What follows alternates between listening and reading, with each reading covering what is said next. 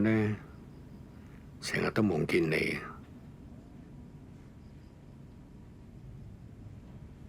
個夢係關於咩㗎？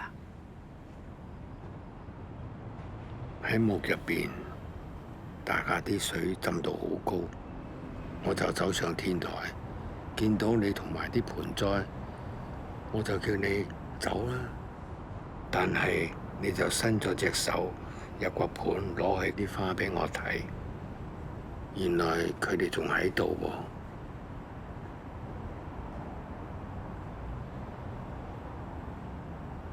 咁你覺得咁係代表咩啊？